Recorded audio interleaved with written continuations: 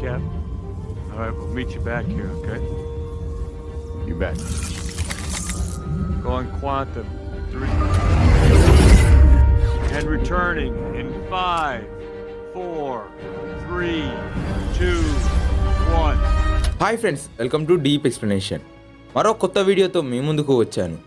ఈరోజు టాపిక్ ఏంటి అంటే, కెప్టెన్ అమెరికా వర్తి కాకపోతే మియాల్నియర్ని పాస్ట్కి ఎవరు తీసుకొని వెళ్ళేవారు? ఇంకెవరు తోరే అని మీరు అనుకోవచ్చు. ఎగ్జాంపుల్, ఎండ్ గేమ్లో థానోస్తో జరిగిన ఫైట్ కారణంగా థోర్కి తీవ్రమైన గాయాలు జరిగి లేవలేని స్థితిలో ఉన్నాడు అనుకుందాం. అప్పుడు ఎవరు మియాల్నియర్ని రిటర్న్ ఇస్తారు? థోర్ కాకుండా మియాల్నియర్ని పాస్ట్లో రిటర్న్ చేయడానికి కొందరికి కొన్ని పాసిబుల్ వేస్ ఉన్నాయి. అవి ఏంటి అని చూద్దాం. ఇంటర్నెట్లో వైరల్ అవుతున్న ఆ కొన్ని పాసిబుల్ వేస్ని మీకు ఎక్స్ప్లెయిన్ చేస్తాను. నెంబర్ 1, విజన్ ఇన్ఫినిటీ వార్లో డిస్ట్రాయ్ అయ్యాడు కదా, తను ఎలా మియాల్నియర్ని రిటర్న్ ఇవ్వగలడు అని మీకు సందేహం కలగవచ్చు.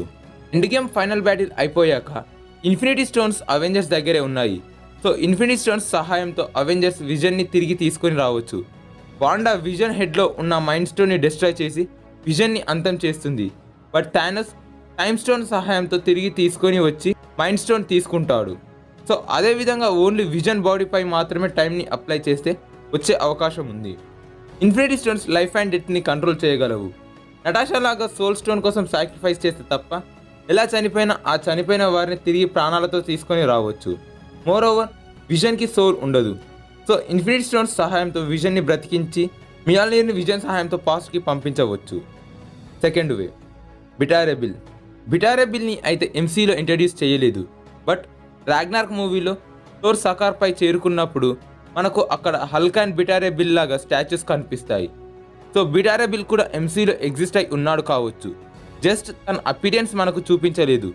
ఏదో విధంగా థోర్ కండిషన్ బిటారెబిల్ తెలుసుకొని ఎర్త్కు వచ్చి మియాల్నియర్ని పాస్ట్కి తీసుకొని వెళ్ళాలి అని కూడా తనకు తెలుస్తుంది కావచ్చు. ఎందుకంటే మియాల్నియర్ రిటర్న్ ఇవ్వకపోతే ప్రెజెంట్ చేంజ్ అయ్యే అవకాశం ఉంది అని హల్క్కి బాగా తెలుసు. సో థోర్ ఏదో ఒక విధంగా బిటారెబిల్ని ఒప్పించి ఉండవచ్చు. మియాల్నియర్ అండ్ ఇన్ఫినిటీ స్టోన్స్ రిటర్న్ ఇవ్వడానికి బిటారెబిల్ ఒక్కడే పాస్ట్కి వెళ్ళడు. బికాస్ తనకు తెలియదు స్టోన్స్ ఎప్పుడు ఎక్కడ ఏ కాలంలో ఉన్నాయని. ఒకవేళ వివరించిన కొద్దిగా కష్టంగా మారుతుంది తనకు. సో బిటారెబిల్తో కెప్టెన్ కూడా తోడుగా వెళ్తాడు. మీరు అడగకండి బిటారెబిల్ అండ్ థోర్ ఎలా కలుసుకున్నారని.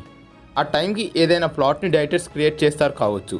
థర్డ్ వే, ఇన్ఫినిటీ స్టోన్స్ మియాల్నియర్ని ఎలా పాస్ట్కి తీసుకొని వెళ్తుంది అనే డౌట్ మీకు వచ్చే ఉంటుంది.